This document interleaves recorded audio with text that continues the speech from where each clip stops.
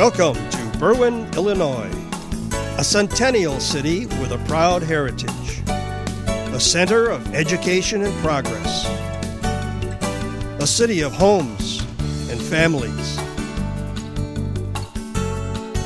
a city of beautiful parks and the finest recreation programs and facilities, the very best in safety and security and sound city government. Welcome to Meeting with the Mayor with Mayor Robert J. Lovero.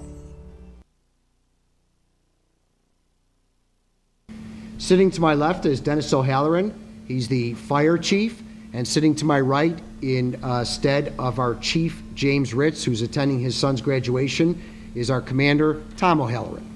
So they'll be joining me for a short presentation during this, during our comments here tonight. First, let me start off by saying that it's been a long, exciting year. I've enjoyed it tremendously. And we're just over a year, and so much has been done that I had to take the time to sit down and write some of the ideas that I wanted to share with you tonight. Normally, when I do a speech or a presentation, it's not rehearsed and it's not written, nor do I read it. Unfortunately, so much has happened, I was afraid I was going to forget some items, and I probably did, but I'm going to try and stick to what I have written down here for my key points. So if I divert my attention to my paper once in a while, please forgive me. That's not what I was taught in public speaking at Fenwick High School, but in this situation, I'm afraid I'm going to have to do it. Number one goal was to try and get this community to work together. I believe that we've achieved that. In our first year, I believe that we have a strong city council. We have elected officials that are all working together. We work hand in hand with our township officials. We work with our school districts, our park districts, and most of the social organizations in town. So what we have is an atmosphere in the city that allows us to conduct business in a professional manner. And that's what I'm most proud of. I'm most proud of the fact that our meetings are short, we don't argue, we discuss our business, we take care of business. We help wherever we can possibly help. Our aldermen have an open pipeline not only to my office, but also to every department. They contact the department frequently with respect to different problems in their areas, and they are not declined by any department head because that is the open communication that we've established here at City Hall, and we intend to keep it that way. Do we have our differences? Do we have our ups and downs? Of course. Like any family, we do. But we work through it, and that's what's been so important because everybody in this community has been so cooperative with me in working for what's best for the city of Berwyn.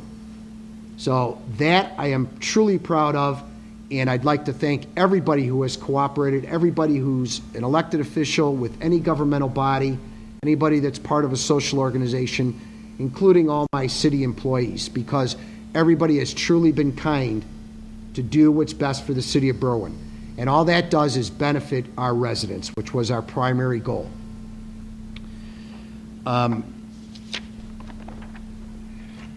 made certain promises here about a year ago when I was here given the pleasure to speak in front of you with respect to what I wanted to accomplish here in the city.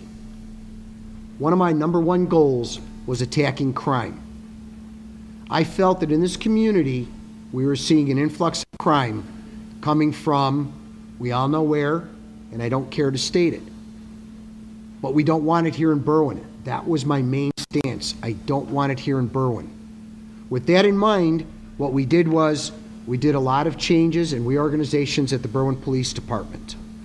One of the first goals that we did was we formed a TACT unit, which attacks gangs, crimes, and drugs. They've been very successful. And they've been successful to the point that the number of incidents are down and the number of calls are down. Because what they've established is a proactive stance in the police department to be out there in full force to suppress crime before it happens. And that's been my number one goal, and I am truly proud of our Berwyn Police Department for what they've done in this community. Our graffiti counts are down. Most of our burglaries are down. In fact, I had the opportunity to be at the police station last week because they had the good fortune to crack a burglary ring, and we had the proceeds from the burglary ring laid out at the police station, which took up pretty much the whole front and sides of the community station and the community room at the police station. So this is the kind of actions that we've had happening from our police department. And I'm sure most of you have seen a difference in our town with respect to that. Do we still have problems? Yes, we do. Do we still have work to do? Yes, we do. But we are not going to stop. We are never going to eliminate the criminal element in town. We're never going to eliminate the gangs. But we are making it awful uncomfortable for them to be living here in Berwyn. And what we're telling them by our actions, leave Berwyn, go somewhere else. We don't want you in our town. Just to let you know what's happened, we reallocated personnel in the police department to refortify that tactical unit.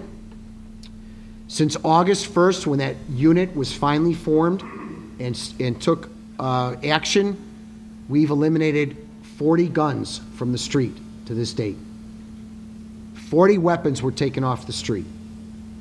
And that was weapons that were not necessarily caught because they were in the commission of a crime, but weapons that were taken before they were used in the commission of a crime. And that's what's important to understand the benefit that this tactical unit has done. I'm going to give you one example of something that they did back in November of 2009. In November of 2009, we received information from an informant that there was a drug house, a lab, on Ridgeland Avenue.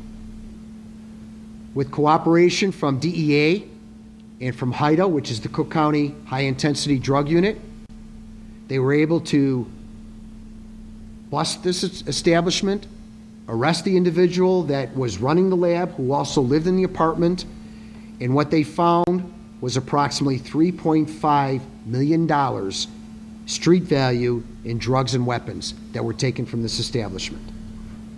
That's a place that's been there for years, and those of us that live in the area never knew it, but the police found out, and they took care of it.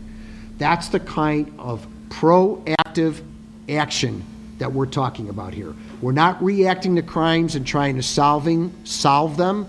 What we are doing is we're being proactive. We're trying to suppress them before they occur.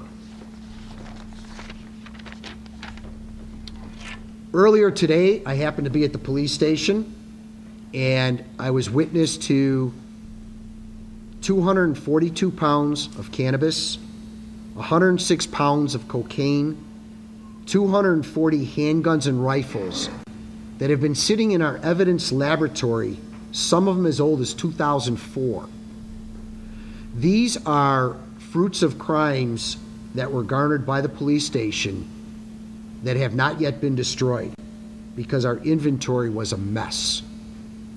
When we reorganized the police department under Deputy Chief Joe Drury, along with the division commanders, Tom O'Halloran being one of them, sitting to my right, one of the first things they did, especially when our new Chief Ritz came in, was to reorganize that inventory, find out what we had for evidence, document it properly, get the records cleaned up. Our chief called for an internal audit of all the records pertaining to the inventory as well as many other records.